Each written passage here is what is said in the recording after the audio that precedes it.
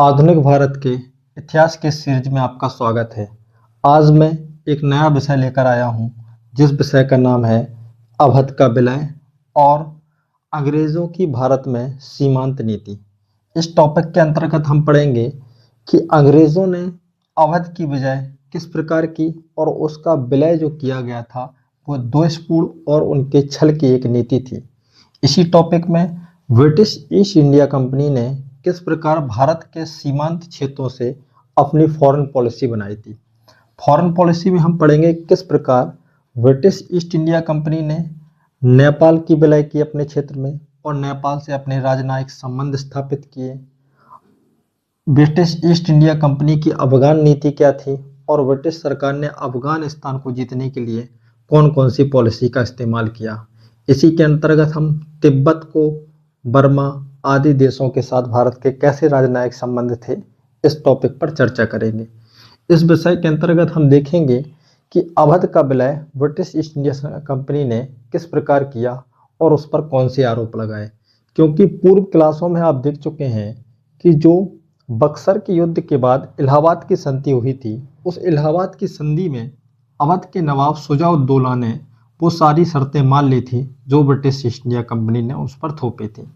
उसके बाद भी कई संधियां हुई, जैसे बनारस की संधि फर्स्ट और सेकंड दोनों फेज में भी मान लिया गया। उसके बाद फैजाबाद की संधि हुई, उस संधि में भी अवध के नवाबों ने वो सारी शर्तें मान ली थी जो अंग्रेजों ने उनको दी थी। लेकिन इन शर्तों के बावजूद भारत में एक गवर्नर जनरल आया जिसका नाम था लॉर्ड डलहौजी। लॉर्ड डलहौजी ने अंततः अवध का विलय कर लिया और उस पर आरोप लगाया कि अवध कुशासन के आधार पर अंग्रेज़ों में विलय कर लिया जाएगा, क्योंकि अवध के जो शासक हैं, अवध के जो नवाब हैं, वो अपना शासन न्यायपूर्ण तरीके से नहीं चला रहे हैं और ब्रिटिश सरकार लोगों के कल्याण के लिए जो योजना लेके आ रही है उसका कार्यान्वयन वो अपनी न्यायसंगत तरीके से नहीं कर रहे हैं। तो इस टॉपिक में हम क्या क्या देखेंगे, तो हम पहला लिखते हैं, इसमें देखेंगे हम अवध का संक्षिप्त इतिहास। अवध का संक्षिप्त इतिहास ये क्यों देखेंगे, क्योंकि इस टॉपिक के अंतर्गत हम ये देख पाएंगे कि अवध का स्टार्ट कैसे हुआ। आधुनिक मुगल काल में अवध की स्थापना शहादत खान बुरहान उल मुल्क ने उस स्थिति में क्यों की, क्योंकि उस समय मुगलों की सत्ता उत्तर भारत में जब कमज़ोर हो रही थी तो शहादत अली खान ने उसका किस प्रकार फ़ायदा उठाया। तो मुगलों के अवध का संक्षिप्त इतिहास में हम कुछ नवाब पढ़ेंगे, जिसमें से पढ़ेंगे हम शहादत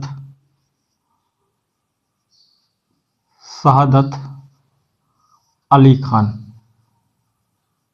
शहादत अली खान,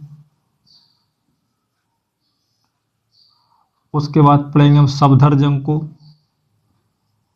सफदरजंग, क्योंकि सफदरजंग के बाद ही अवध के जो वंशज आए वो नवाब कहलाने लगे थे। सफदरजंग, उसके बाद शुजा-उद-दौला,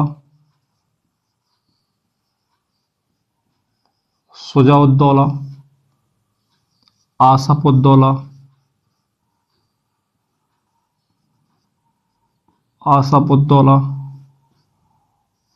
और लास्ट जो नवाब रहा उसका नाम था वाजिद अली शाह। वाजिद अली शाह। अवध के संक्षिप्त इतिहास के अंतर्गत इन टॉपिक को हम देखेंगे, क्योंकि ये अवध के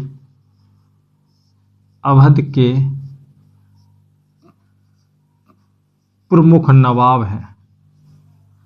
अवध के प्रमुख नवाब कौन हैं, तो शहादत अली खान, सफदरजंग, शुजा-उद-दौला, आसफ-उद-दौला आदि आदि। तो संक्षिप्त इतिहास के अंतर्गत हम इन टॉपिकों को देख लेंगे। उसी के बाद हम ये भी देखेंगे कि अवध का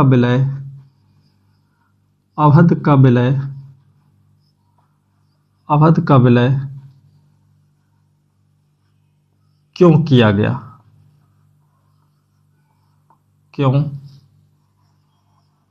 किया गया।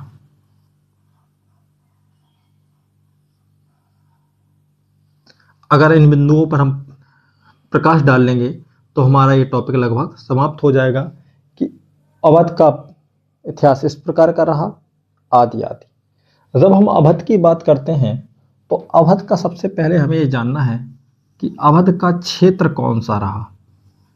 अवध का क्षेत्र, अगर अवध का क्षेत्र देखें हम आधुनिक काल में, तो उत्तर प्रदेश की जो राजधानी है लखनऊ, लखनऊ, उसके आसपास का क्षेत्र बाराबंकी, बाराबंकी, गोंडा, अयोध्या, फैजाबाद आदि, फैजाबाद, कानपुर, कानपुर और भी तमाम क्षेत्र आप मैप पर देख सकते हैं। जब हम देखते हैं कि अवध का क्षेत्र कौन कौन सा था, तो अवध का जो क्षेत्र है वर्तमान काल में वो लखनऊ आदि क्षेत्र पर उस समय अवध रहा करता था। जब हम अवध का संक्षिप्त इतिहास देखते हैं तो अवध मुगलों का एक सूबा रहता था और हमेशा अवध पर मुगलों का शासन रहा था। लेकिन जब औरंगजेब की मृत्यु हुई, औरंगजेब की मृत्यु हो जाने के बाद उत्तर भारत में मुगलों की सत्ता कमज़ोर होने लगी थी, क्योंकि औरंगजेब की मृत्यु होने के बाद ही उसकी सत्ता के लिए उसके उत्तराधिकारियों के मध्य युद्ध हुआ और उस युद्ध में अंततः बहादुर शाह प्रथम गद्दी पर बैठा और बहादुर शाह प्रथम की मृत्यु हो जाने के बाद उसके बाद जो भी शासक बने वो लगभग अयोग्य और अक्षम थे। एक इतिहासकार है सिडनी ओवन, सिडनी ओवन ने कहा है बहादुर शाह प्रथम मुगलों का अंतिम शासक था जिसके बारे में कुछ अच्छे शब्द कहे जा सकते हैं। जब उत्तर भारत में मुगलों की सत्ता कमज़ोर होने लगी थी और कमज़ोर होने के साथ साथ एक शासक बनाया गया था जिसका नाम था मोहम्मद शाह रंगीला। मोहम्मद शाह रंगीला को जब गद्दी पर बैठाया गया तो मोहम्मद शाह रंगीला जो मुगलों का नवाब, मुगलों का जो शासक रहा, वो लगभग 1719 से लेकर 1748 ईस्वी तक गद्दी पर बैठा। इतने लंबे शासनकाल में भी मोहम्मद शाह रंगीला ने मुगलों की पतन होती हुई व्यवस्था को नहीं रोक पाया, क्योंकि मोहम्मद शाह रंगीला भी मात्र एक कठपुतली नवाब, वो कठपुतली सम्राट था। उसके पास ऐसी कोई राजनीतिक महत्वाकांक्षा भी नहीं थी और उस प्रकार की योग्यता भी नहीं थी कि मोहम्मद शाह रंगीला मुगलों की पतित होती हुई व्यवस्था को रोक पाता। अंततः मोहम्मद शाह रंगीला जब कमज़ोर हो गया तो मोहम्मद शाह रंगीला के शासनकाल में ही कुछ व्यक्ति थे जिन्होंने अपने क्षेत्रों को स्वतंत्र करना आरंभ कर दिया था। जब हमने आपको बंगाल का क्षेत्र पढ़ाया था तो हमने बताया था कि बंगाल के क्षेत्र को किस प्रकार मुर्शीद कुरली खान ने स्वतंत्र कर लिया था। मुर्शीद कुरली खान ने जहां बंगाल के क्षेत्र को अपनी स्वतंत्र सत्ता स्थापित कर ली, वहीं दक्षिण भारत में हम देखते हैं तो इस समय हैदराबाद के शासक भी अपने आप को स्वतंत्र कर चुके थे, जिनमें से चिनक्लिज खान का नाम प्रमुख था। जब अवध की स्थिति भी अपने आप को स्वतंत्र करने की हुई तो अवध का भी नवाब शहादत अली खान ने अपने आप को मुगलों से पृथक करने का प्रयास किया और अपने को स्वतंत्र शासक के रूप में स्थापित करने का प्रयास किया। जब स्थितियां इस प्रकार की थीं कि अवध अपने आप को स्वतंत्र कर रहा था और ऊपर मुगल शासक कमज़ोर हो रहे थे। मुगल शासकों के पतन होने के कई कारण थे, जिनमें से एक कारण था विदेशी आक्रमण। उस समय उत्तर भारत में कई विदेशी आक्रमण हो रहे थे, जिसमें ईरान और फारस का शासक जिसका नाम था नादिर शाह भारत आ रहा था। नादिर शाह ने 1738-39 के दौरान भारत पर आक्रमण कर दिया और जब भारत पर आक्रमण कर दिया तो आप देखेंगे कि उस युद्ध में, जब हम कभी आपको करनाल के युद्ध की डिटेल में बताएंगे आपको कि करनाल के युद्ध में जब मोहम्मद शाह रंगीला ने अपनी सेना इकट्ठी की तो उस सेना को जब वो हरियाणा की ओर ले जा रहा था, दिल्ली की बाहर ले जा रहा था, तो मोहम्मद शाह रंगीला को ये भी पता नहीं था कि नादिर शाह हमसे कितने दूर है। और उसी युद्ध में जिसका नाम था शहादत अली खान, जो अवध का नवाब था, उसने भी उसने भी मोहम्मद शाह रंगीला का साथ दिया और वो भी युद्ध के मैदान में पहुंच गया। जहां शहादत अली खान उत्तर भारत में मैदान में पहुंच गया, वहीं दक्षिण भारत हैदराबाद से चिनक्लिज खान भी आया हुआ था। समस्या ये थी कि उत्तर भारत में मुगलों के सबसे बड़े जो पद हुआ करते थे वो दो हुआ करते थे, एक वजीर, वजीर का मतलब प्रधानमंत्री, और दूसरा होता था मीर बख्शी। मीर बख्शी का मतलब होता है मुख्य सेनापति। इन दो पदों के लिए सामान्यतः प्रतिद्वंदा होती रहती थी, क्योंकि सबसे बड़ा पद वजीर का था और वजीर इतना ताकतवर हो जाता था कि इतना कोई मुगल शासक भी नहीं था, क्योंकि इस समय मुगलों की जो स्थिति है वो पतन की है, शासक कमज़ोर हो चुका है। जब शासक कमज़ोर होता है तो ये नियम होता है कि उसके वजीर और दूसरे मंत्री हमेशा ताकतवर होते हैं, क्योंकि राजा की सत्ता जब भी कमज़ोर होगी उसके अधीनस्थों की जो शक्ति होगी वो सामान्यतः बढ़ जाती है। उत्तर भारत की स्थिति भी यही थी, क्योंकि मुगलों में आने वाले वंशज जो थे वो कमज़ोर थे और कमज़ोर होने के कारण उनके अधीनस्थ जो थे वो सामान्यतः ताकतवर थे, और जब ताकतवर थे तो वजीर और मीर बख्शी के पद के लिए प्रतिद्वंदता होती रहती थी। और करनाल के युद्ध में क्या हुआ, करनाल के युद्ध में मीर बख्शी का जो पद था वो व्यक्ति मारा गया, और मीर बख्शी के पद के लिए जो प्रतिद्वंदता थी उसमें नादिर शाह ने क्या किया कि चिनक्लिज खां को नियुक्त कर दिया, और जब चिनक्लिज खां को नियुक्त कर दिया तो शहादत अली खान को वो बात अच्छी नहीं लगी, क्योंकि मीर बख्शी के पद के लिए वो काफ़ी प्रयास करता रहा था। किस प्रकार शहादत खान ने वहां जाकर अपनी गद्दारी की, इसका आगे मैं आपको बताता हूँ।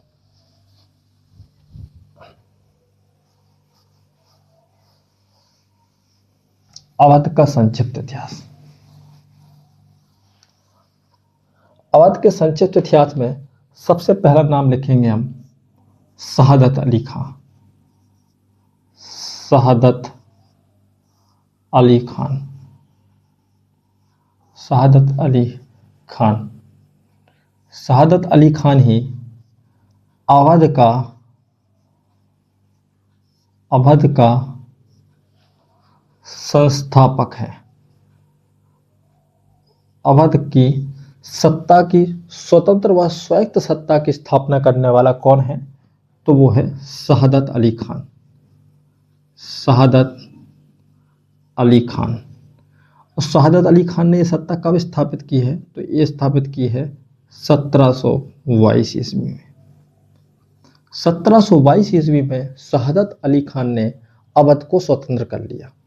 और अवध को स्वतंत्र कर लिया, उस समय मुगल शासक कौन है, तो मुगल शासक है मोहम्मद शाह रंगीला। मोहम्मद शाह रंगीला के शासनकाल में मुगलों का एक जो सूबा हुआ करता था जिसका नाम अवध था, अवध को स्वतंत्र कर लिया किसने, जिसका नाम है शहादत अली खान। शहादत अली खान ने जब स्वतंत्र कर लिया, लास्ट में हुआ क्या कि मोहम्मद शाह रंगीला ने भी इसको क्या बोलते हैं परमिशन दे दी कि ठीक है आप अवध के नवाब बने रहिए। अब आप देखेंगे उसी समय था 1739 ईस्वी का। 1739 ईस्वी में फारस का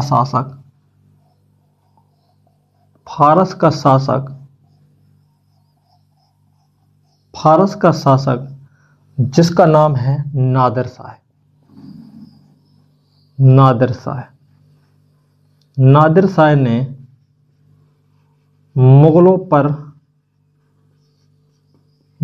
पर आक्रमण कर दिया।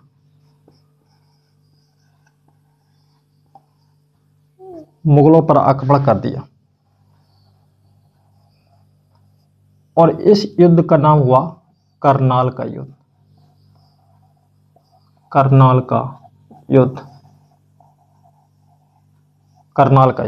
तो करनाल का युद्ध कब होगा, करनाल का युद्ध होगा 1739 ईस्वी में। इसमें कौन किस किस के मध्य होगा, तो इसमें दो शक्तियां होंगी, एक होंगे मुगल मुगल में कौन होगा? तो मोहम्मद शाह रंगीला बनाम नादिर शाह। नादिर शाह। जब नादिर शाह के मध्य युद्ध होगा तो इसमें क्या होगा कि जो मुगल युद्ध लड़ रहे हैं, इस युद्ध में मोहम्मद शाह रंगीला अपने आप को मजबूत करने के लिए इसने क्या किया, इसने अवध के नवाब को बुलाया। अवध के नवाब को।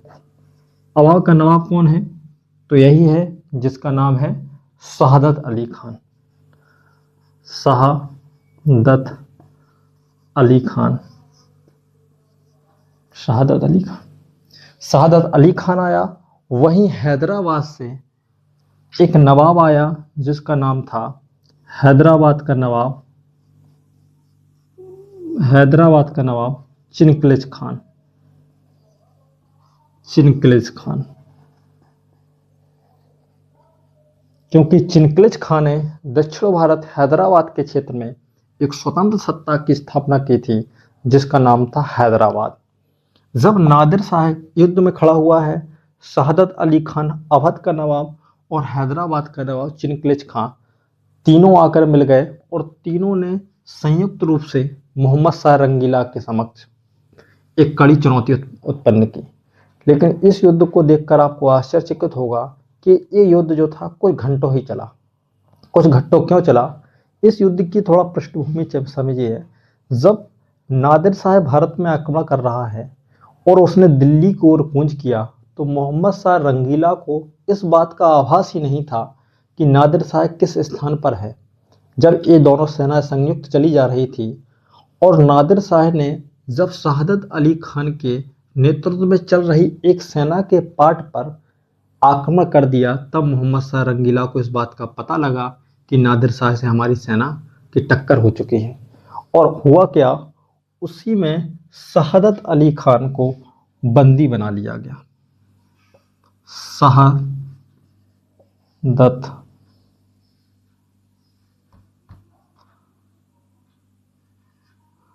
शहादत अली खान को बंदी बना लिया गया। किस युद्ध में? तो करनाल के युद्ध में। जब करनाल के युद्ध में शहादत अली खान को बंदी बना लिया गया और बंदी बनाने के साथ किया क्या गया,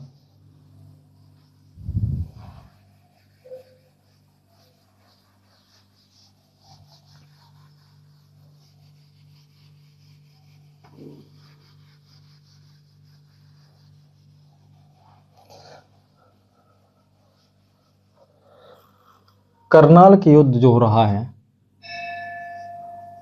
करनाल का युद्ध, करनाल का जो युद्ध हो रहा है, उस युद्ध में जो अवध का नवाब है, अवध का नवाब जिसका नाम है शहादत अली खान, शहादत अली को बंदी बना लिया गया। बंदी बना लिया गया। जब बंदी बना लिया गया और बंदी बनाने के बाद इसी युद्ध में नादिर शाह ने मुगल शासक मोहम्मद शाह रंगीला को भी बंदी बना लिया गया। अब मोहम्मद शाह रंगीला भी बंदी हो चुका है और शहादत अली खान भी बंदी हो चुका है। जब दोनों बंदी हैं तो अब मध्यस्थता की जो भूमिका निभा रहा है इस युद्ध में, वो कौन निभा रहा है? वो निभा रहा है चिनकलेज खान।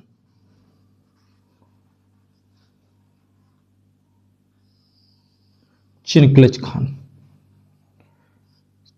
खान ने जब मध्यस्थता की भूमिका निभाई तो उस भूमिका से नादिर शाह बहुत खुश हो गया।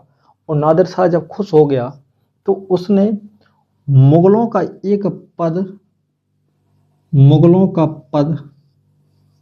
पद जिसका नाम होता था मीर बख्शी का मतलब है मुख्य सेनापति।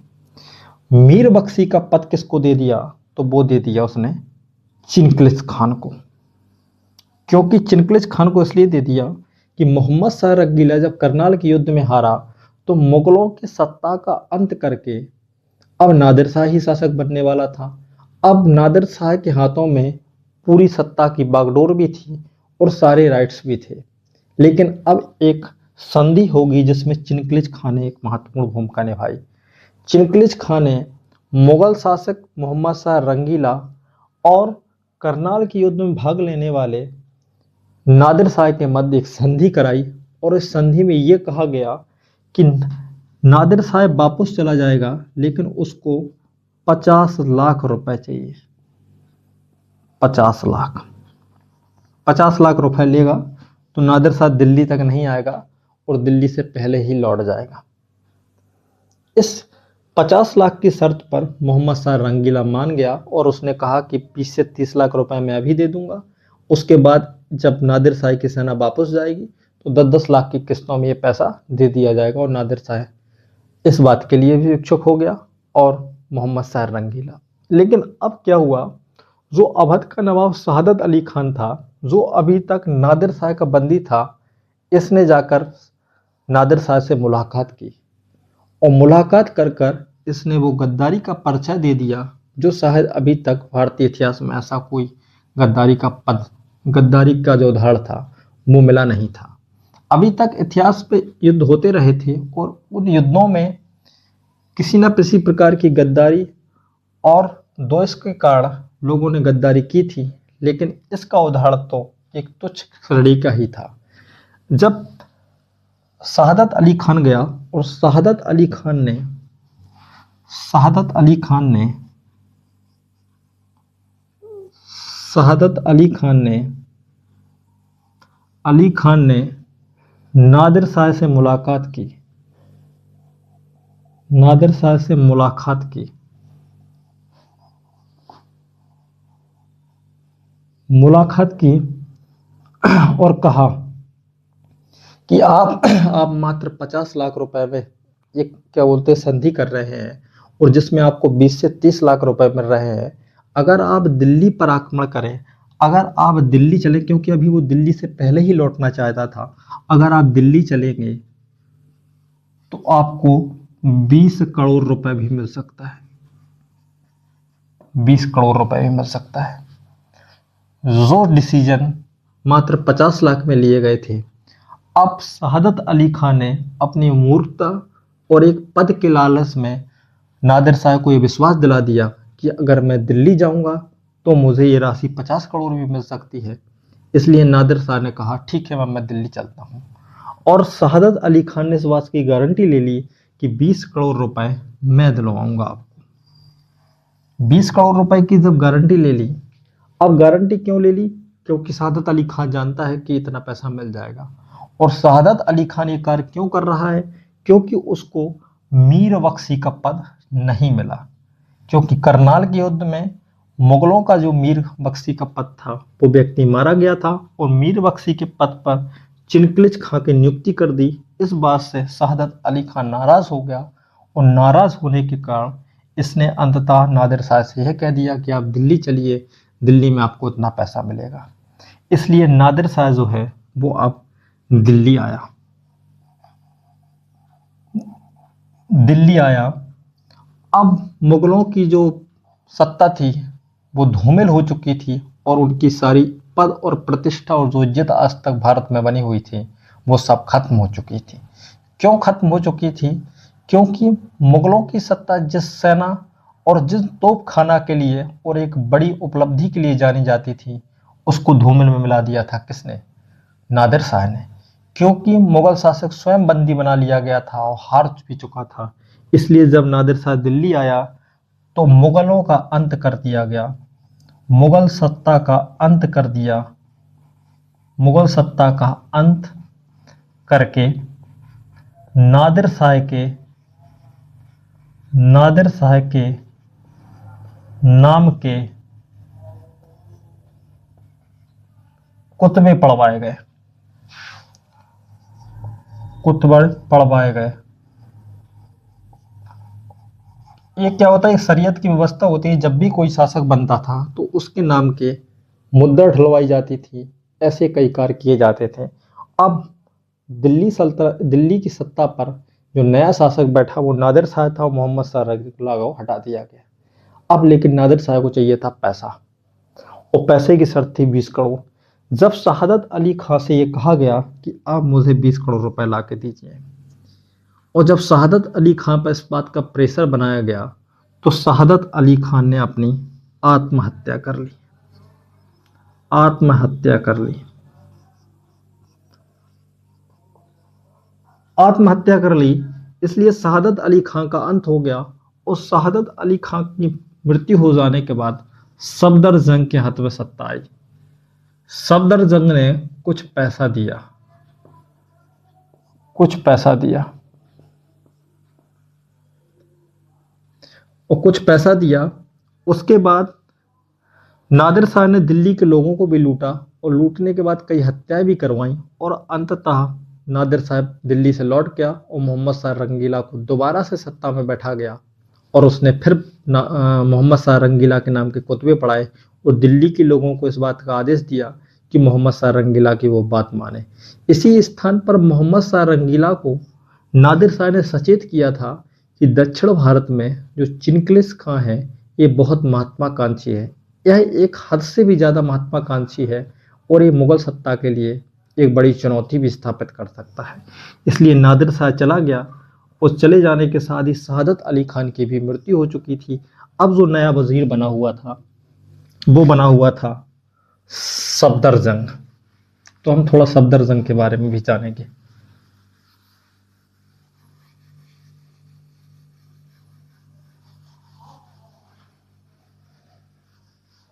सफदरजंग, सफदरजंग, सफदरजंग। सफदरजंग के बारे में बहुत कुछ नहीं जानना है। सफदरजंग जो है वो मुगलों का वजीर नियुक्त किया गया, मुगलों का वजीर बना। और मुगल शासक वो कौन था, तो वो था अहमद शाह। अहमद शाह के द्वारा इसको मुगलों का वजीर नियुक्त किया गया, मुगलों का वजीर नियुक्त किया गया, वजीर नियुक्त किया गया।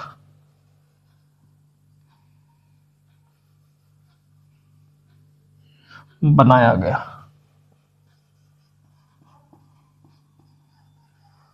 इसलिए सफदरजंग को जब वजीर बनाया गया, इसलिए सफदरजंग के बाद जो भी नेक्स्ट अवध के शासक आए, अवध के नवाब आए, उनको वजीर नवाब कहा जाने लगा, वजीर नवाब।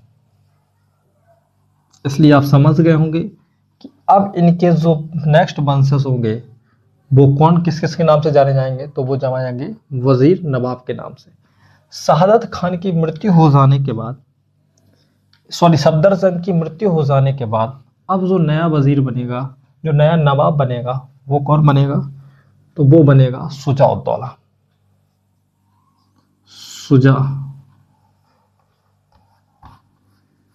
शुजा-उद-दौला, शुजा-उद-दौला। शुजा-उद-दौला के बारे में तो मैं इससे पहले भी आपको पढ़ा चुका हूं, लेकिन संक्षिप्त आपको बताता हूं।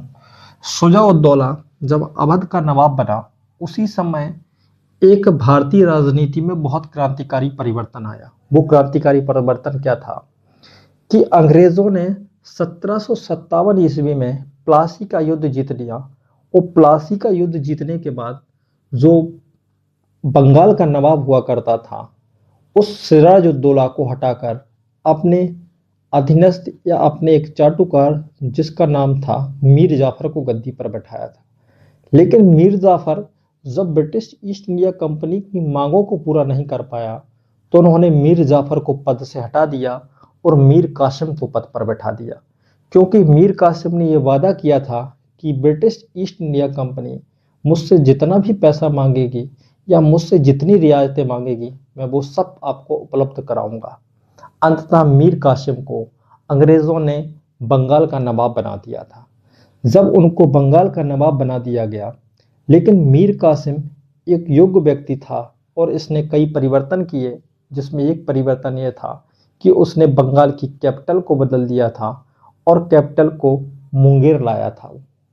मुर्शिदाबाद से मुंगेर लेकर आया था और धीरे धीरे उसने कुछ आधुनिक हथियार भी बनाना स्टार्ट कर दिए थे। अपने सेना को कई प्रकार की यूरोपीय पद्धति से ढालना भी आरंभ कर दिया था और उसने कुछ टैक्सेस का रिलैक्सेशन भी अपने स्टेट के लोगों को दे दिया। इसलिए मीर कासिम और ब्रिटिश ईस्ट इंडिया कंपनी के मध्य डिस्प्यूट हो गया और छोटी एक दो लड़ाइयों में बंगाल का जो नवाब था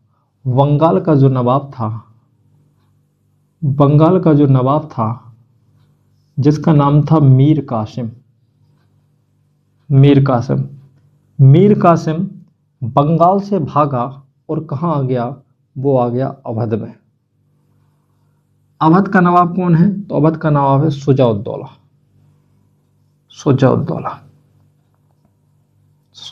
कहाँ का नवाब है? अवध का। और ये बंगाल का नवाब और अवध का नवाब उस समय एक हो गए। जब एक हो गए, इसी में उस समय जो मुगल शासक जिसका नाम था शाह आलम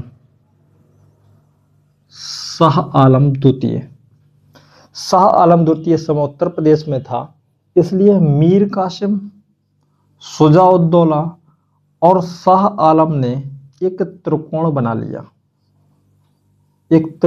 लिया और त्रिकोण बनाकर ब्रिटिश ईस्ट इंडिया कंपनी के खिलाफ एक युद्ध लड़ा। ये युद्ध पहले भी बता चुका हूं, लेकिन अभी इसलिए बता रहा हूं कि इसमें आप अवध के नवाब शुजाउद्दौला का रोल जो था वो आप समझ सकते हैं। इस युद्ध का नाम था बक्सर का युद्ध।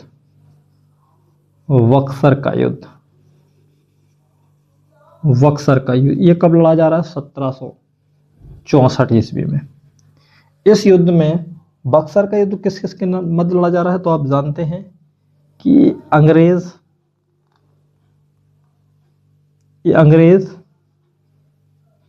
जिनमें हेक्टर मुनरो वर्सेस ये त्रिकोण।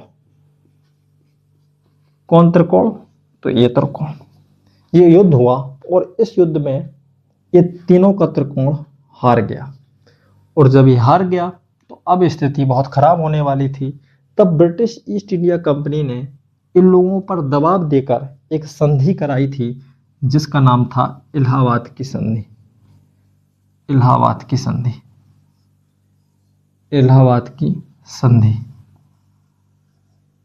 ये कब हुई है? 1765 ईस्वी में।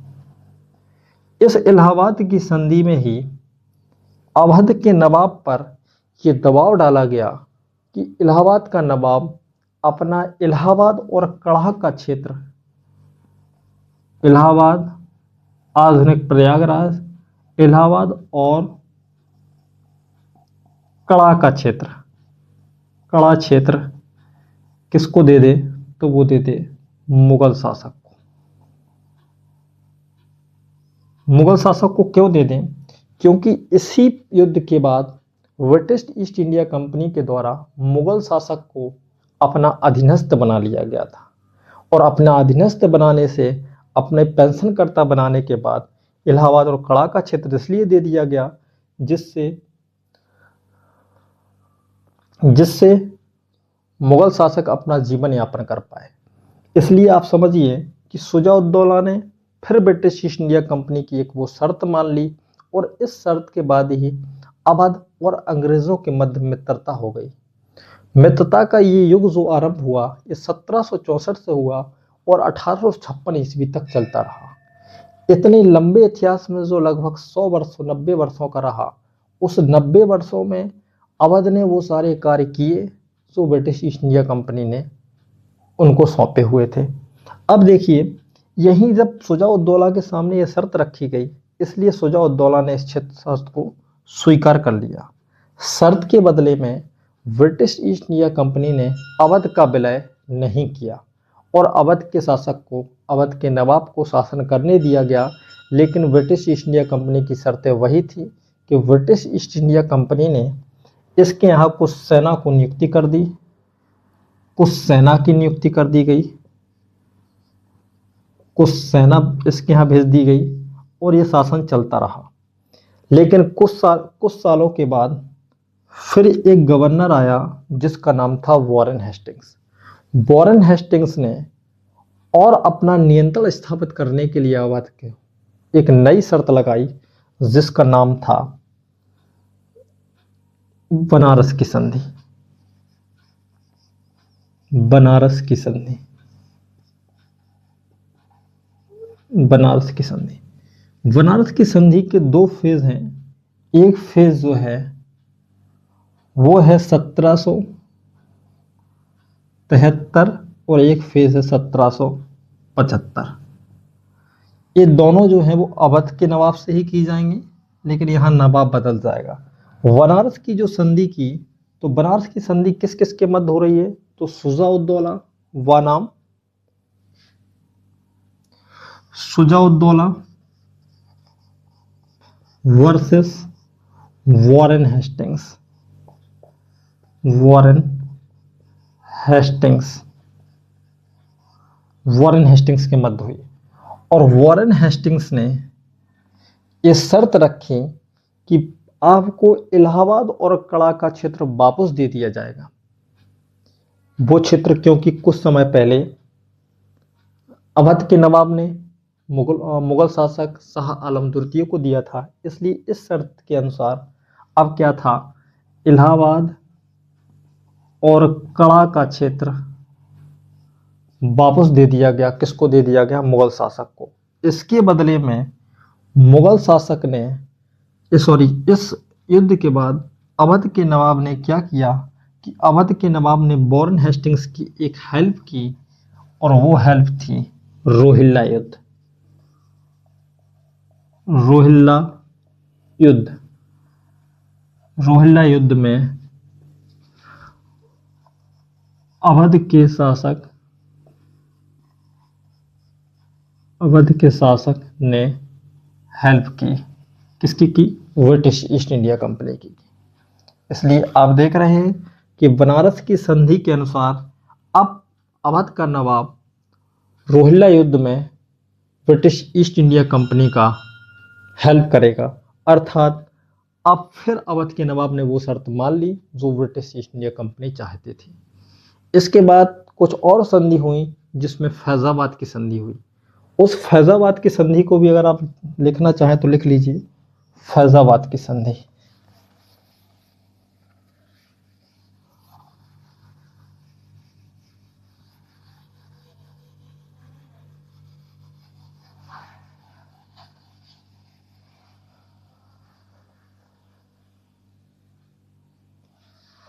एक संधि फैजाबाद की संधि है, फैजाबाद की संधि, फैजाबाद की संधि, फैजाबाद की संधि। और जो फैजाबाद की संधि का महत्व क्यों है? क्योंकि फैजाबाद की संधि वॉरेन हेस्टिंग्स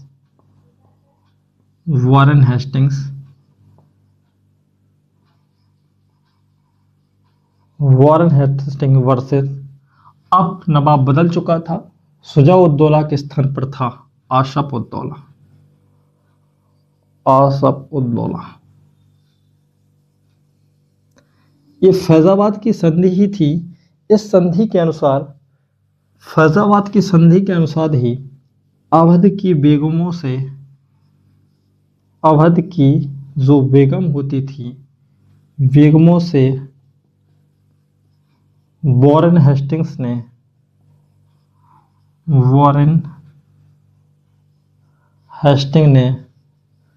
धन और संपत्ति वसूल की थी। धन और संपत्ति वसूल की थी। धन और संपत्ति क्योंकि ब्रिटिश ईस्ट इंडिया कंपनी युद्ध की क्षतिपूर्ति के लिए पैसा चाहती थी, और पैसा जब चाहती थी तो जब अवध के नवाब आसफ-उद-दौला के पास पैसा नहीं था तो ब्रिटिश ईस्ट इंडिया कंपनी ने यह कहा कि एक काम करिए, आप बेगमों से पैसा लीजिए, क्योंकि बेगमों के पास प्रॉपर्टी बहुत अधिक थी, इसलिए बेगमों से पैसा लिया गया। और बेगमों से पैसा लेने के बाद आसफ उद्दौला ने वॉरेन हेस्टिंग्स को पैसा दिया, और इसी कारण वॉरेन हेस्टिंग्स पर जब वो इंग्लैंड गया तो उस पर महाभियोग चलाया गया था, क्योंकि ये कृत्य जो था वो अत्यधिक घटिया था, क्योंकि आपने इसके पहले जो शर्तें लगाई थी उन शर्तों को बखूबी अवध निभा रहा था। तब भी आपने क्या किया कि शर्त लगाई और उसके बाद आपने पैसा वसूला, और पैसा वसूलने के साथ साथ आपने अत्यधिक शोषण भी किया।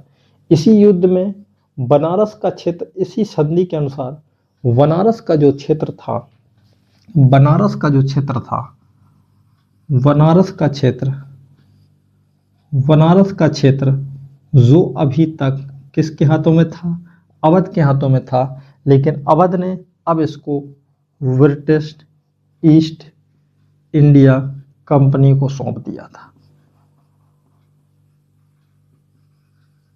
सौंप दिया था।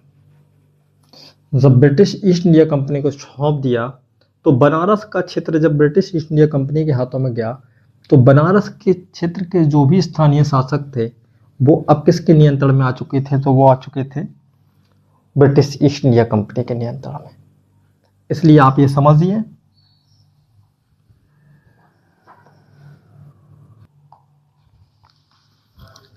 इसलिए अब बनारस का जो क्षेत्र था वो ब्रिटिश ईस्ट इंडिया कंपनी के हाथों में आ गया।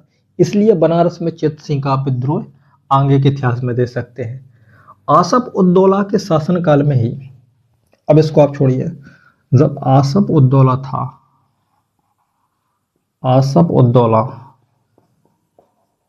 आसफ उद्दौला के काल में ही अवध की जो कैपिटल थी, अवध की कैपिटल अर्थात राजधानी जो पहले फैजाबाद हुआ करती थी, फैजाबाद, फैजाबाद से अब उसको कहाँ लाया गया था? तो फैजाबाद से लाया था लखनऊ।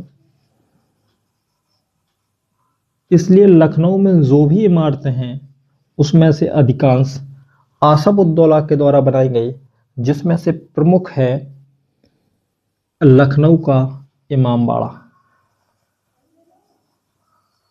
लखनऊ का इमामबाड़ा।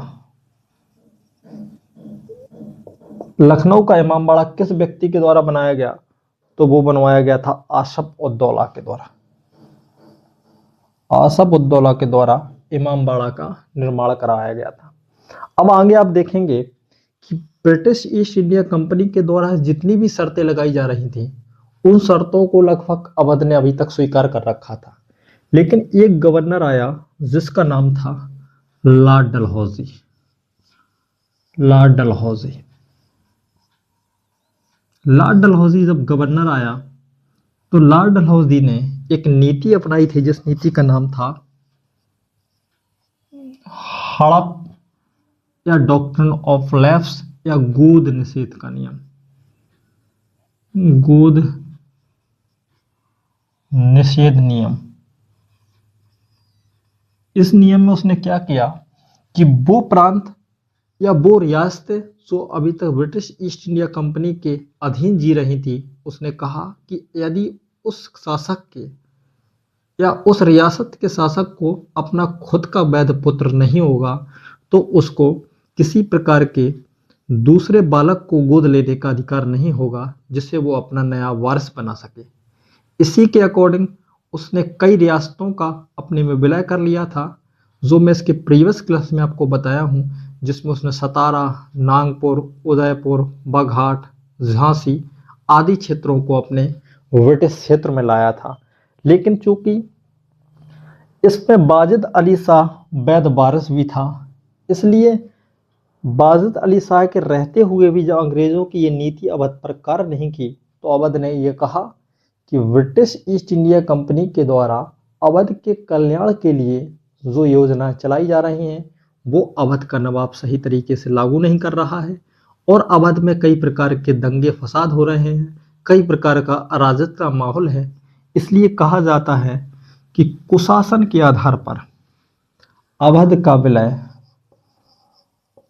विलय अवध का विलय 1856 ईस्वी में डलहौजी के द्वारा कुशासन का आरोप लगाकर कर दिया गया। कुशासन का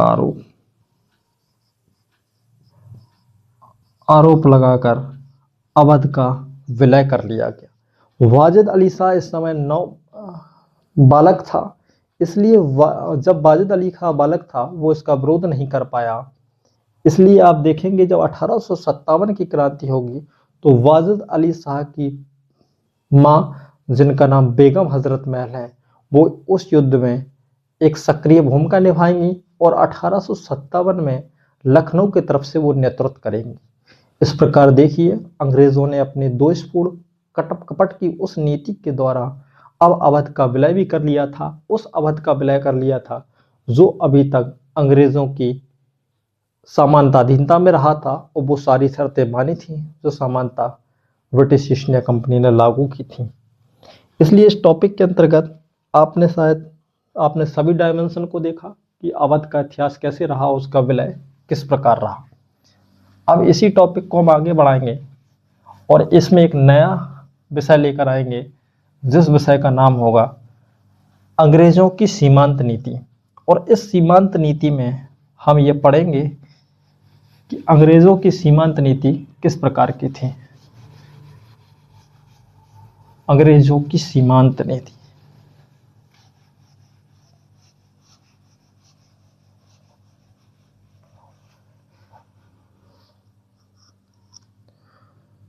तो हमारा टॉपिक क्या है?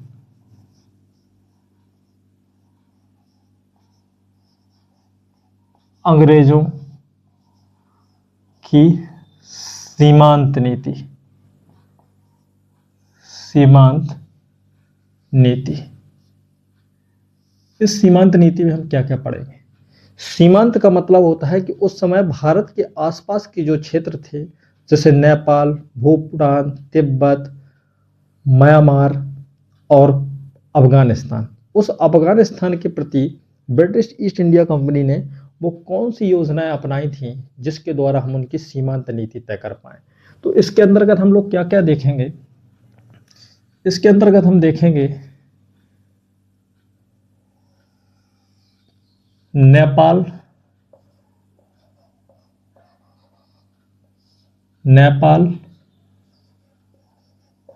बर्मा अर्थात म्यांमार,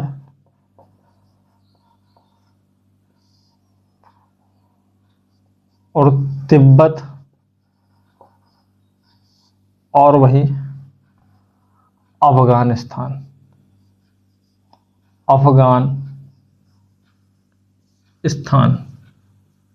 इसलिए इसमें हम स्पष्टता पढ़ना होगा अंग्रेजों की अफगान नीति। क्योंकि भारत में अगर ब्रिटिश ईस्ट इंडिया कंपनी के पराजय का जो स्टार्ट हुआ था वो आप देखेंगे कि अफगान नीति में उन्हें किस प्रकार की असफलता मिली। इसलिए हम अफगानिस्तान की नीति को बहुत डिटेल में पढ़ेंगे। सबसे पहले हम देख लेते हैं नेपाल को। नेपाल वर्सेस अंग्रेज।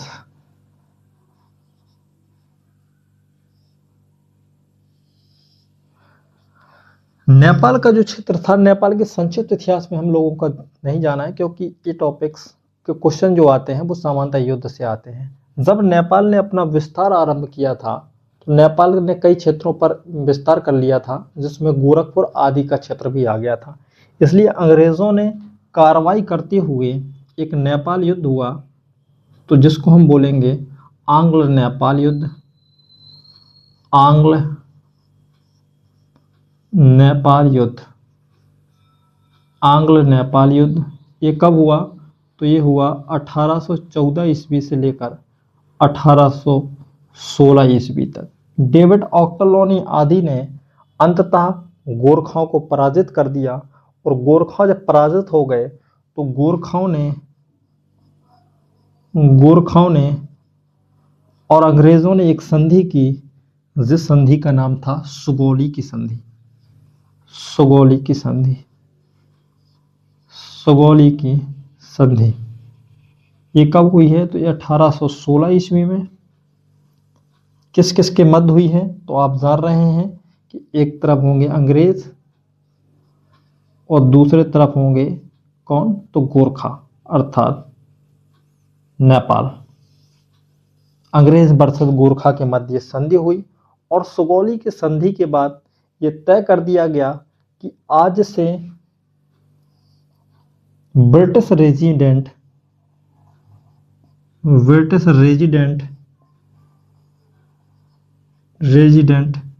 काठमांडू में रहेगा। काठमांडू में रहेगा। प्लस एक और अंग्रेजों को यहां फायदा हुआ, क्योंकि इस युद्ध के बाद अंग्रेजों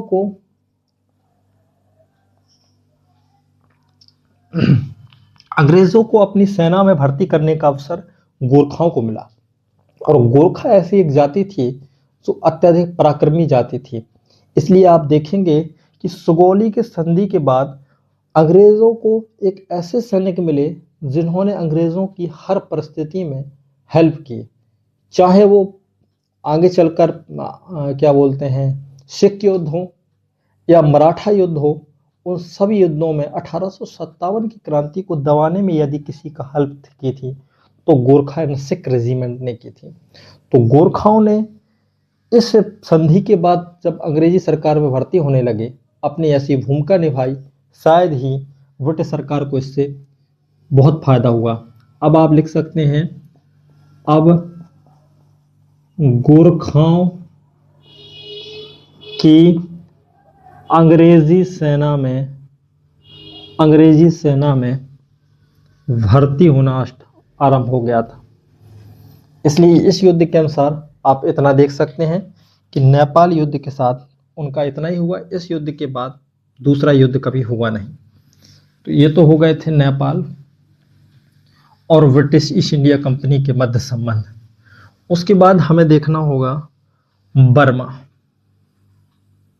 बर्मा।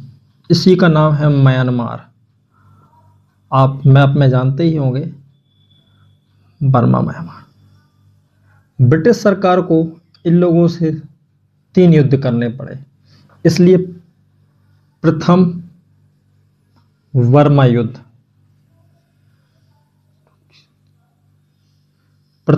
युद्ध जो कब हुआ? यह हुआ 1824 ईस्वी में। इसी युद्ध में एक संधि हुई जिसका नाम था यानडूब की संधि। यानडूब की संधि के बाद प्रथम बर्मा युद्ध समाप्त हो गया और एक नई व्यवस्था आरंभ हो गई 1824 से लेकर 26 ईस्वी तक। यानडूब की संधि के बाद प्रथम बर्मा युद्ध समाप्त हो गया। मणिपुर आदि क्षेत्रों को स्वतंत्रता के रूप में या स्वतंत्र बाउंड्री के रूप में विभाजन कर दिया गया था। वहीं अगर हम देखते हैं द्वितीय बर्मा युद्ध,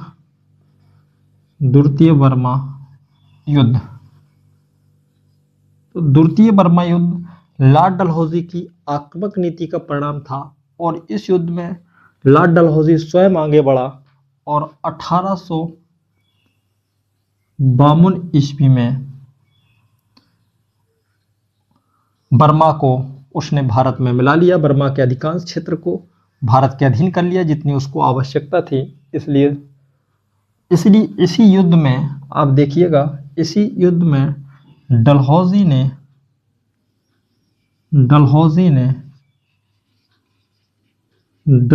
ने एक पदवी धारण की थी जिसका नाम था ऑल ऑफ अराकाम। क्योंकि अराकाम योमा की जो पहाड़ियां हैं उसी के संबंध में डलहौजी ने इसमें ऑल ऑफ अकायाम क्या बोलते हैं अराकाम की उपाधि धारण की थी। उसके बाद आप देखेंगे तीसरा बर्मा युद्ध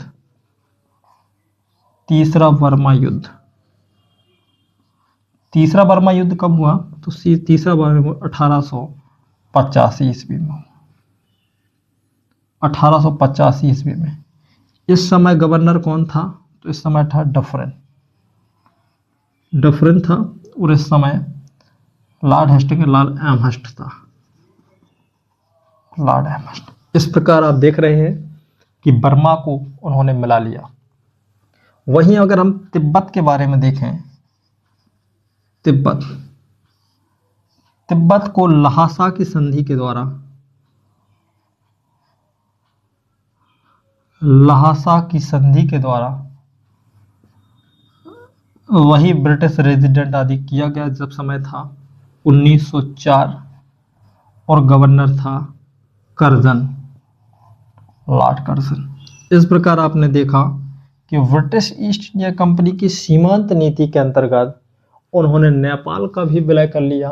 नेपाल का विलय नहीं किया, आप कहेंगे कि ब्रिटिश रेजिडेंट रखा, क्योंकि नेपाल से ब्रिटिश ईस्ट इंडिया कंपनी को बहुत अधिक लाभ नहीं था और लाभ नहीं होने की दृष्टि से उसने ये ट्रीट किया। बर्मा के बारे में देखा और तिब्बत के बारे में देखा। अब बारी आती अफगानिस्तान की। इसलिए अफगान की नीति के कई चरण हैं।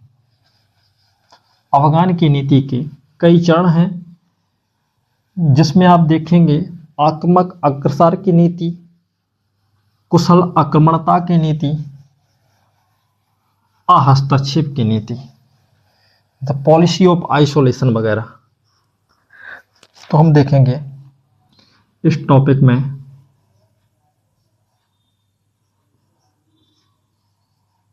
अंग्रेजों की अफगान नीति। अफगान नीति, अंग्रेजों की अफगान नीति। जब हम अफगान नीति की चर्चा करते हैं तो इस चर्चा में हम देखेंगे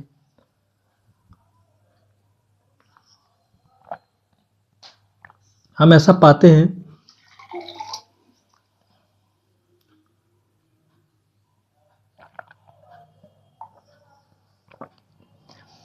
कि ब्रिटिश ईस्ट इंडिया कंपनी ने अफगानिस्तान को अपने नियंत्रण में लेने का प्रयास क्यों किया?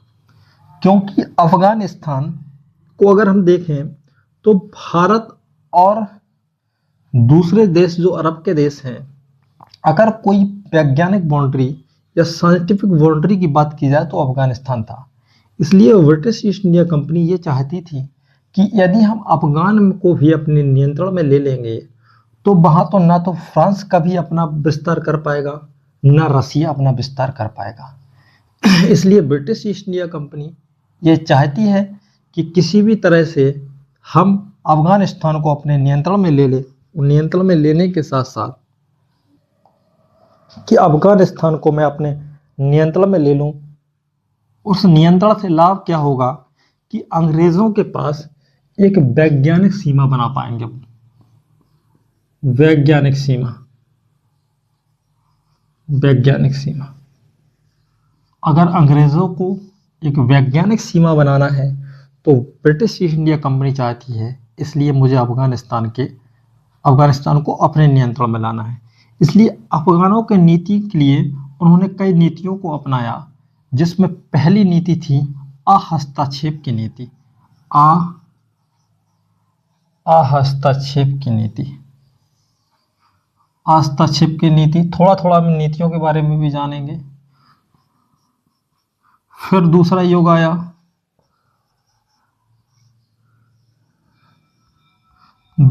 आया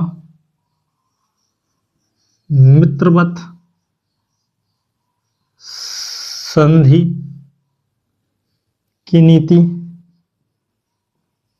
मित्रवत संधि की नीति। और वहीं तीसरा आता है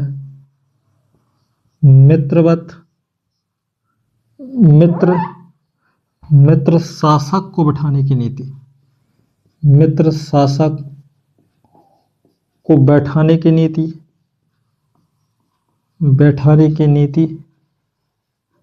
अर्थात मित्र शासक का मतलब होता है कि अफगानिस्तान में ब्रिटिश ईस्ट इंडिया कंपनी का जो सबसे खास दोस्त हो वो वहां का शासक होना चाहिए, इसलिए मित्र शासक बनाने की नीति। और सबसे इंपॉर्टेंट है आक्रामक अग्रसर की नीति। आक्रामक अग्रसर की नीति, जिसे फॉरवर्ड पॉलिसी बोला जाता है। Forward policy.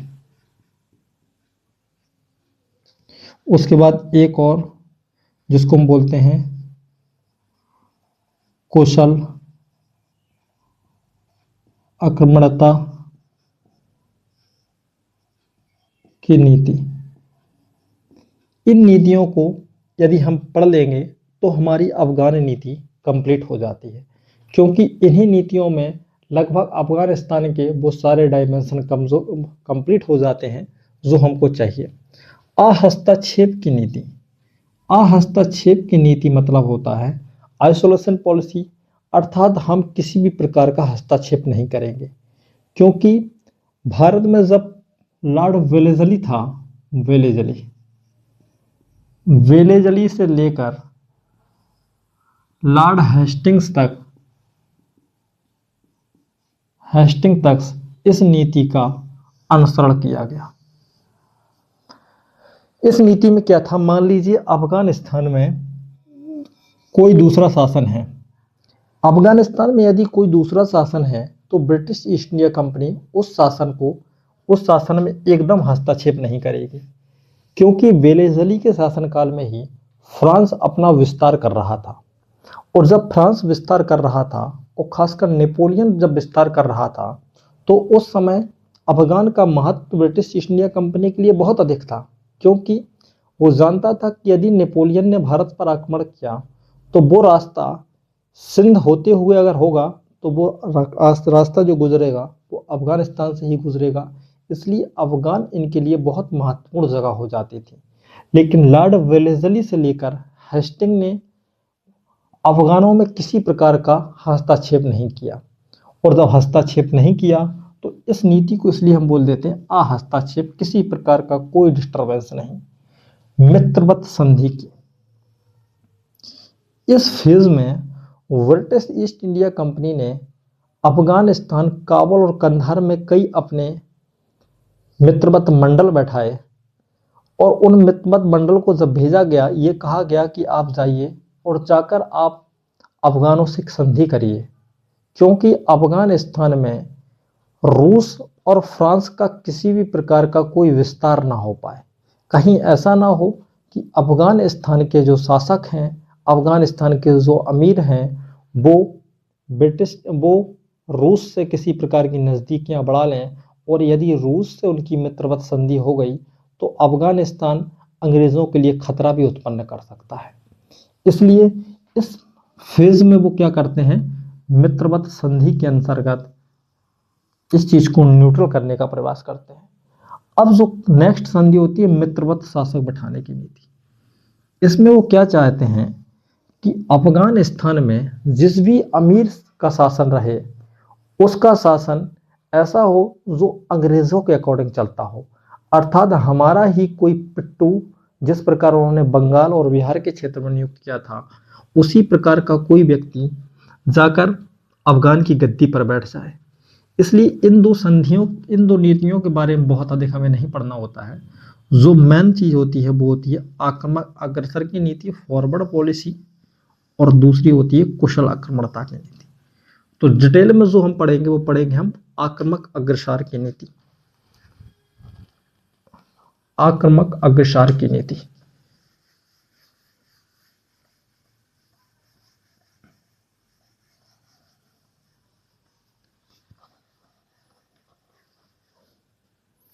जिसको हम बोलते हैं आक्रामक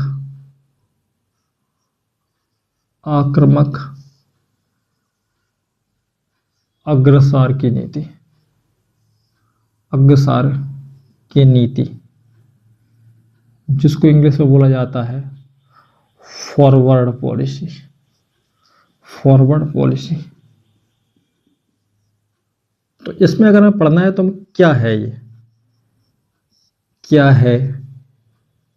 ये नीति। अब देखिए क्या है ये नीति।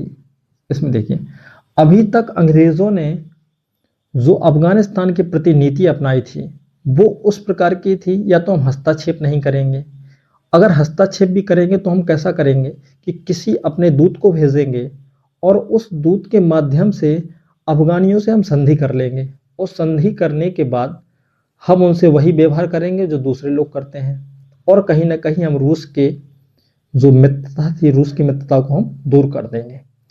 लेकिन ये संधि भी उनकी काम नहीं आई। फिर उन्होंने सोचा कि हम मित्रवत शासक बिठा दें, ये संधि भी काम नहीं आई। अंततः अंग्रेजों ने ये डिसाइड कर लिया कि अब वो स्वयं अफगानिस्तान जाएंगे और जाकर युद्ध करेंगे। वो युद्ध में अमीरों को सत्ता से हटा देंगे और अपना शासक बिठा देंगे। इसलिए आक्रामक अग्रसर की जो नीति है वो अंग्रेजों की है कि स्वयं अंग्रेज सेना अफगानिस्तान जाएगी, अफगान जाएगी, अफगान जाएगी और युद्ध के माध्यम से युद्ध के माध्यम से अफगानिस्तान में शासन चेंज करेगी। अफगान शासक ओब्लिक अमीर को हटा देगी।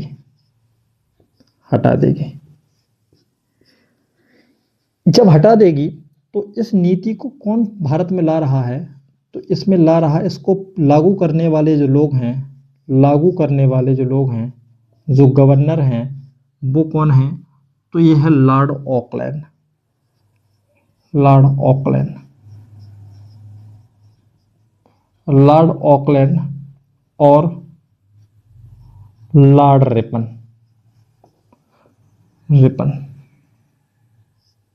लॉर्ड ऑकलैंड और रिपन मैं क्यों कह रहा हूं? क्योंकि लॉर्ड ऑकलैंड सबसे पहला व्यक्ति होगा जो प्रथम अफगान युद्ध को हवा देगा और प्रथम अफगान युद्ध कराएगा। आगे चलकर लॉर्ड रिपन होगा जो द्वितीय अफगान युद्ध कराएगा।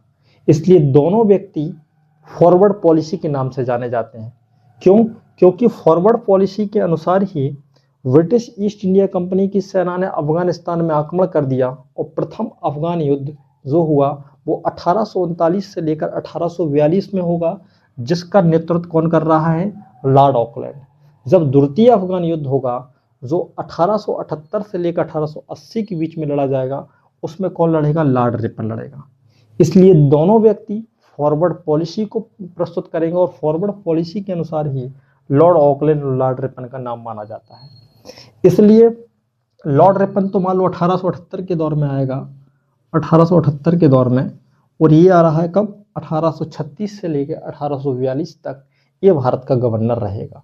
तो सबसे पहले हम लॉर्ड ऑकलैंड के बारे में पढ़ेंगे और पढ़ेंगे प्रथम अफगान युद्ध। प्रथम अफगान युद्ध जो 1839 ईस्वी से लेकर 1842 ईस्वी तक लड़ा जाएगा। अब प्रथम अफगान युद्ध की पृष्ठभूमि को आप समझिए। जब लॉर्ड ऑकलैंड ने डिसाइड कर लिया कि मैं जाकर अफगानिस्तान की सत्ता में हस्तक्षेप करूंगा, लेकिन जब हस्तक्षेप करेगा तो उसके पास रीजंस होने चाहिए, और वो रीजंस थे कि रसिया मध्य एशिया में धीरे धीरे विस्तार कर रहा था और उसने अपना विस्तार ईरान तक भी कर दिया था। ईरान और भूमध्य सागर तक जब उसने विस्तार कर दिया तो ईस्ट इंडिया कंपनी अर्थात अंग्रेजों को यह चिंता लगने लगी कि ऐसा ना हो कि कहीं रसिया का प्रभाव अफगानिस्तान पर हो जाए और अफगानिस्तान के थ्रू वो भारत पर भी आक्रमण कर सकता है। इसलिए लॉर्ड ऑकलैंड ने ब्रिटिश सरकार की सहमति से इस फॉरवर्ड पॉलिसी को अंजाम दिया और उसने कहा कि फॉरवर्ड पॉलिसी के लिए हम एक काम करते हैं। अब आप देखिए कि उसकी पृष्ठभूमि कैसे तैयार हो रही है। प्रथम अफगान युद्ध की जो पृष्ठभूमि है, पृष्ठभूमि ऐसे तैयार हो रही है कि इस समय जो अफगान गद्दी पर बैठा है, अफगान अमीर जो है, अफगान अमीर को मतलब ही शासक होता है वहां, अफगान अमीर जो है उसका नाम है दोस्त मोहम्मद।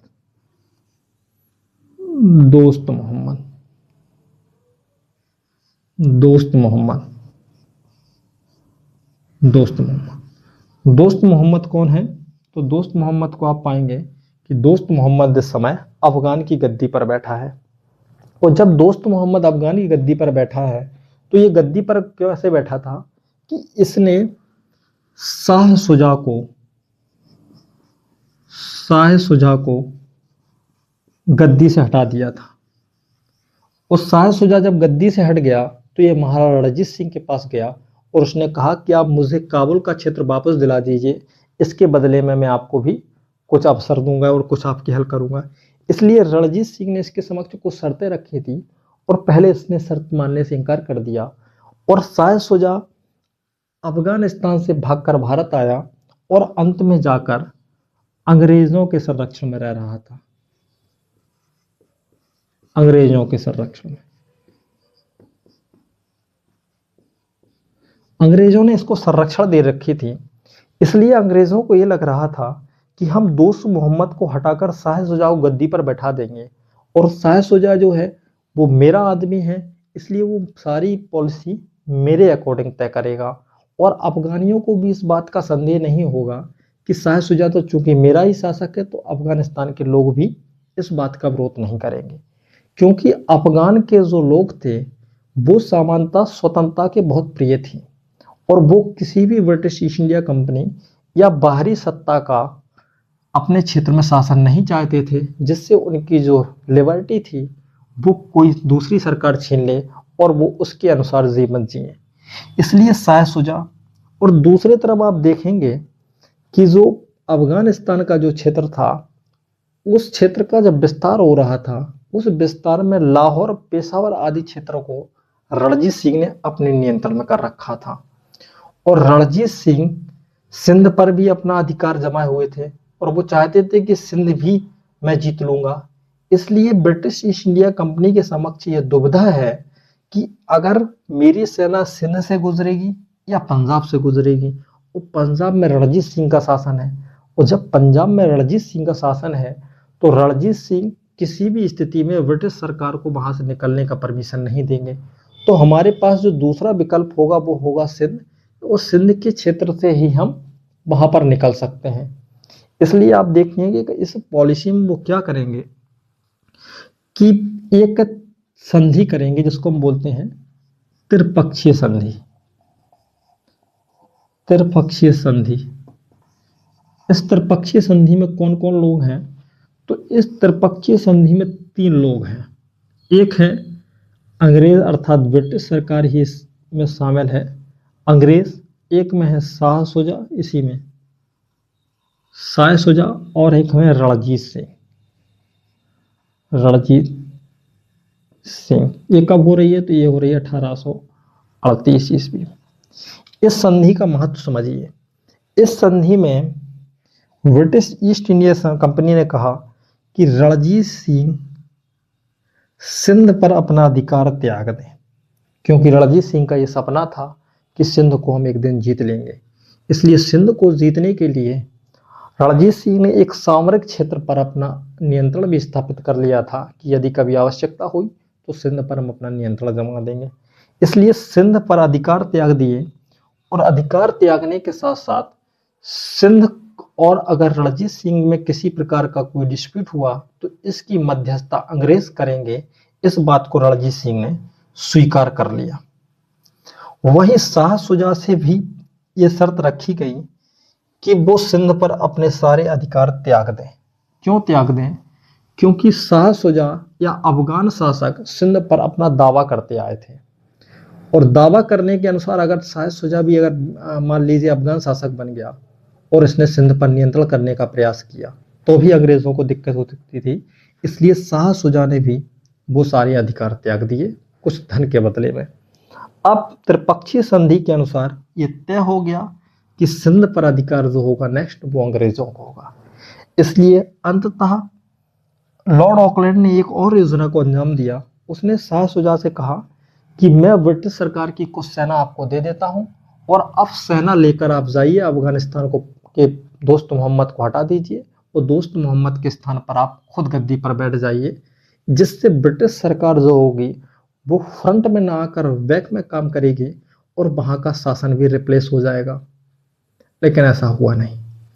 अंत में ब्रिटिश सरकार ने हेल्प की और सेना की तैयारी चली और सारी सेना जो थी वो सिंध के स्थान पर इकट्ठा हुई और सिंध के स्थान पर इकट्ठा होने पर अंततः युद्ध की घोषणा कर दी गई और ब्रिटिश सरकार ने अफगानिस्तान में आक्रमण कर दिया। आक्रमण करते ही युद्ध की कई छोटी छोटी स्थितियां हुई। उसके बाद दोस्त मोहम्मद ने आत्मसमर्पण कर दिया। दोस्त मोहम्मद के द्वारा आत्मसमर्पण कर दिया।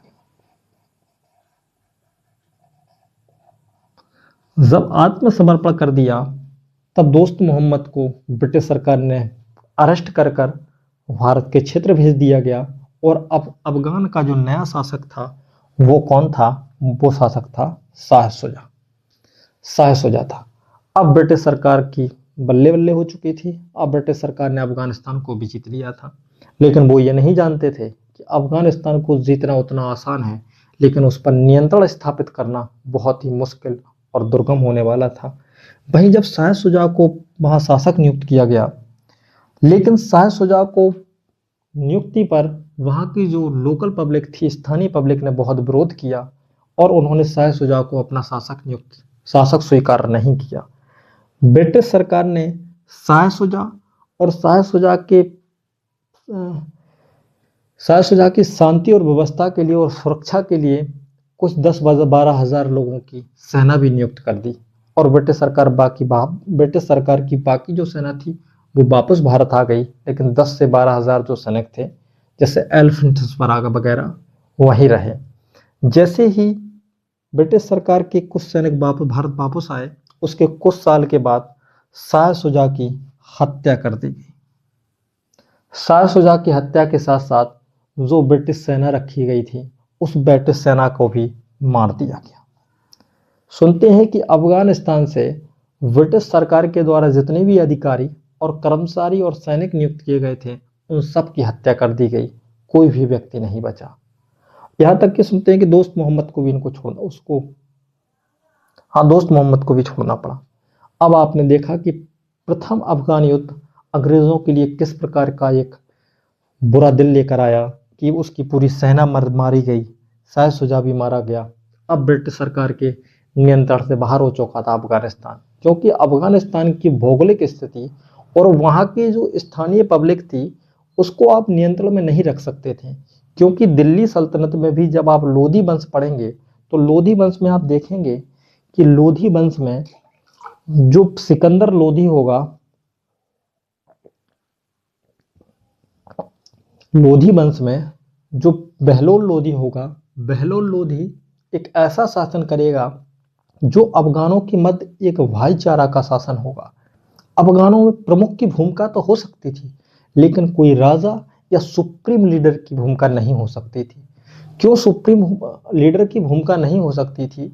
क्योंकि अफगानों ने का जो परिक्षेत्र था उसमें सामान्यतः कबीलाई समाज था और कबीलाई समाज किसी राजा या सम्राट को स्वीकार न करके एक ऐसे व्यक्ति को स्वीकार करता है जो उसमें से प्रमुख हो, उसकी वो बात मान लेंगे। अर्थात वो सरदारों को पसंद कर सकते थे लेकिन एक राजा को पसंद नहीं कर सकते थे। इसलिए क्या हुआ कि प्रथम अफगान युद्ध में अंग्रेजों को बहुत बुरी क्षति हुई और अंग्रेजी सेना मारी भी गई। इस प्रकार सुनते हैं कि उस समय ब्रिटिश ईस्ट इंडिया कंपनी की इस पॉलिसी की जो क्या आलोचना हुई वो भारत ही नहीं बल्कि पूरे ब्रिटेन में भी हुई। ब्रिटेन के तत्कालीन प्रधानमंत्री से लेकर ब्रिटेन के लगभग बहुत से लोगों ने ब्रिटिश पार्लियामेंट में इस बात का आरोप लगाया कि अंग्रेजों ने जो फॉरवर्ड पॉलिसी का अनुसरण किया है वो गंदा और घटिया है, क्योंकि इससे ब्रिटिश ईस्ट इंडिया कंपनी को कोई लाभ ही नहीं होगा। उन्होंने कहा कि यदि मान लीजिए अफगानिस्तान पर रसिया का नियंत्रण भी हो जाता है तो क्या अफगानिस्तान से भारत की दूरी क्या 100 या 200 किलोमीटर की दूरी है? वो 1000 किलोमीटर से ज़्यादा है। वो दुर्गम रास्ते, वो पहाड़ी रास्ते, उसमें कई नदियाँ, रेगिस्तान के जो इलाके हैं, क्या रसिया की सेना 1 या 2 दिन में भारत तक पहुंच सकती थी? तो आंसर मिलता है नहीं पहुंच सकती थी। और जब आंसर ये मिलता है कि नहीं पहुंच सकती है तो प्रश्न ये उठता है कि फिर ब्रिटिश ईस्ट इंडिया कंपनी ने इस पॉलिसी को अपनाया ही क्यों? तो उसका उत्तर मिलता है क्योंकि ब्रिटिश ईस्ट इंडिया कंपनी एक ऐसी आक्रामक नीति को अपनाना चाहती थी जो अफगानिस्तान को विजय करके अपना साम्राज्य बढ़ाना चाहती थी, ना कि वो रसिया को नियंत्रण करना चाहती थी। और उसी में लॉर्ड ऑकलैंड जो एक गवर्नर जनरल है, जिसकी पृष्ठभूमि एक आक्रामक की रही थी। जब ये इंग्लैंड में भी था, इंग्लैंड में रहते हुए भी लॉर्ड ऑकलैंड इसके पहले जो अफगान पॉलिसी ब्रिटिश सरकार की थी उसका एक प्रमुख आलोचक था। इसने कई आलोचनाएं की थी कि ब्रिटिश सरकार कितनी अक्षम है, जो उस अफगान को भी अपने नियंत्रण में नहीं ला सकती है। लेकिन लॉर्ड ऑकलैंड ये नहीं जानता था कि उसकी पॉलिसी इतनी खराब पॉलिसी हो सकती है। लॉर्ड ऑकलैंड के बाद नया गवर्नर आया जिसका नाम था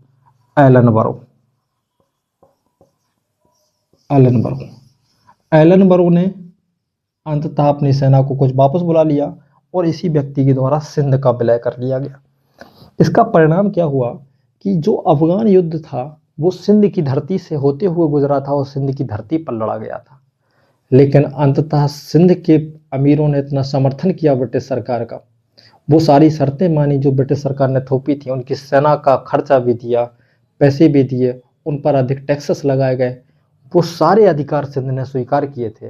लेकिन इसके बावजूद भी अगले गवर्नर जनरल एलन बरो ने सिंध का विलय कर लिया था।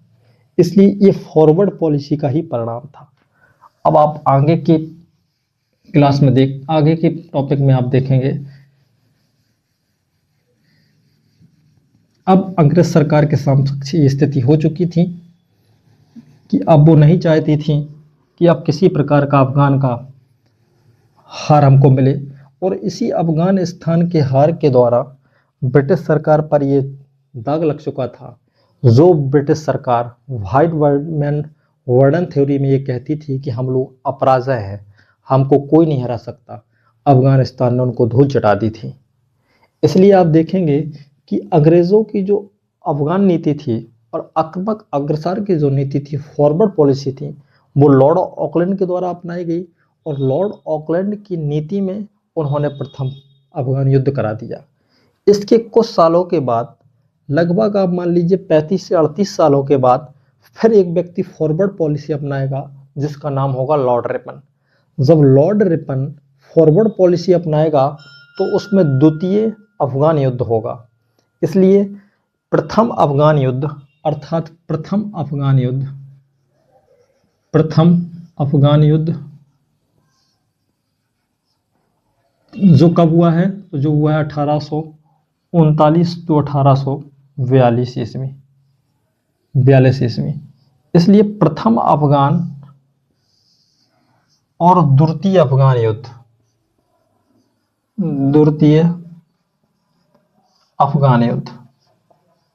ये कब होगा, तो ये होगा 1878 से 80 के बीच में, 1878 के बीच से। अब देखेंगे इसके मध्य में जो भी समय रहा उस पॉलिसी को हम जानते हैं कुशल आक्रमणता की नीति।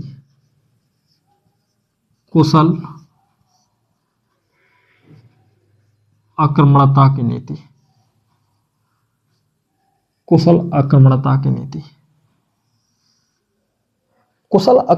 की नीति को लाने वाला जो व्यक्ति है उसका नाम है जॉन लॉरेंस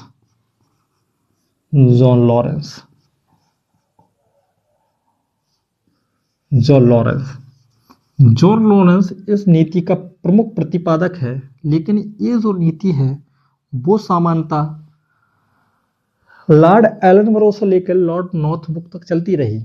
लेकिन इस नीति को जो वास्तविक रूप दिया, जो वास्तविक फेस दिया, वो दिया जॉन लॉरेंस ने। और कुशल आक्रमणता की नीति के अनुसार क्या मतलब है? कुशल आक्रमणता की नीति के अनुसार अब ब्रिटिश सरकार ने अफगान की किसी भी आंतरिक स्थिति में हस्तक्षेप न करने का वचन दिया। जॉन लॉरेंस ने यह कहा कि मैं अफगानिस्तान की 1 इंच भूमि भी लेना नहीं चाहता हूं, मैं उनके आंतरिक मामलों में किसी प्रकार का हस्तक्षेप करना नहीं चाहता हूँ। अब स्थिति बदल चुकी थी और अफगानिस्तान में भी सत्ताएं परिवर्तित होती रहीं। अफगानिस्तान में कई आंतरिक युद्ध हुए, कई गृह युद्ध हुए, सत्ता परिवर्तित होती रही, लेकिन जॉन लॉरेंस क्या करता रहा? जॉन लॉरेंस कोई यदि शासक बन जाता, अमीर बन जाता, उसको बधाई दे देता, पैसा दे देता, और उसने ये भी कहा कि यदि अफगानों को किसी प्रकार की सैन्य या संपत्ति या पैसे की नीड होती है और वो नीड को ब्रिटिश सरकार पूरा करेगी और मैं पैसा भी दूंगा। लेकिन ब्रिटिश सरकार के लोग किसी भी प्रकार का प्रत्यक्ष हस्तक्षेप नहीं करेंगे, और जब प्रत्यक्ष हस्तक्षेप नहीं करेंगे तो ऐसा शासन चलता रहा। धीरे धीरे कुछ रसिया का प्रभाव बनता रहा, लेकिन ये स्थिति बाद में बदल गई। और बाद में द्वितीय अफगान युद्ध की स्थिति कब आ गई? जब अंग्रेज गवर्नर बना लॉर्ड रिपन। लॉर्ड रिपन जब बनेगा तो ये भी क्या करेगा? ये भी मनाएगा, ये भी एक नीति लेगा जिसका नाम है आक्रामक अग्रसर की नीति, फॉरवर्ड पॉलिसी।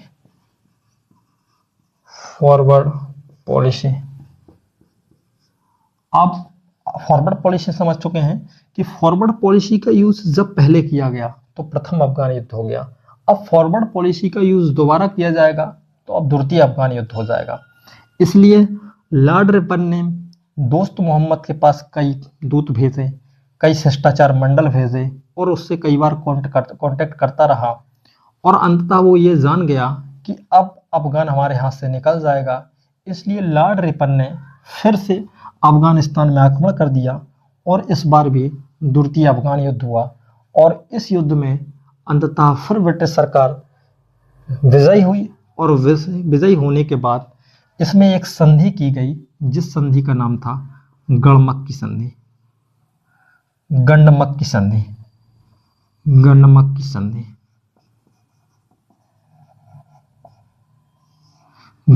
संधि जो 1880 ईस्वी के आसपास में हुई। ये दोस्त मोहम्मद के पुत्र के साथ हुई। और गंडमक संधि की गलती क्या हुई? यहाँ लॉर्ड रिपन ने बहुत बड़ी ऐतिहासिक भूल की, क्योंकि लॉर्ड रिपन ने यदि अफगान का क्षेत्र जीत भी लिया था तो लॉर्ड रिपन के पास ये एक अवसर था कि लॉर्ड रिपन अफगानिस्तान में सत्ता परिवर्तन कर देता और वो वापस आ जाता। लेकिन लॉर्ड रिपन ने क्या कहा कि गंडमक की संधि के अनुसार यहाँ एक ब्रिटिश रेजिडेंट रहेगा।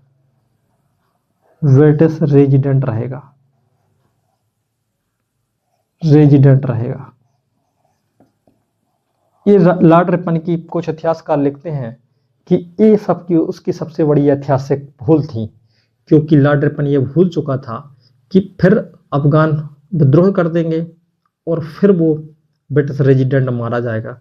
अंततः परिणाम उसी के अनुकूल हुआ और ब्रिटिश रेजिडेंट की हत्या कर दी गई। अफगान नीति अंग्रेजों की फिर दोबारा से फैल हो गई। वही अफगान नीति फिर दोबारा से फैल हो गई जिस अफगान नीति को अंग्रेजों ने फिर आगे एक बार अपनाया था, और फॉरवर्ड पॉलिसी के अनुसार वो विस्तार करना चाहते थे। जब इस बार भी गंडमक की संधि के द्वारा ब्रिटिश रेजिडेंट रखा गया और लॉर्ड रिपन की ये नीति फेल हो गई। और जब फेल हो गई और फेल होने के साथ साथ ही उस समय ब्रिटिश सरकार में सरकार का परिवर्तन हो गया, दूसरी सरकार आ गई और लॉर्ड रिपन रिजाइन कर भारत से वापस चला गया। और वापस जाने के बाद द्वितीय अफगान युद्ध भी समाप्त हो चुका था। और तीसरे अफगान युद्ध में मुझे बहुत ज़्यादा आपको पढ़ना नहीं है। तीसरी अफगान युद्ध की आप डेट याद रखिए, तृतीय अफगान युद्ध।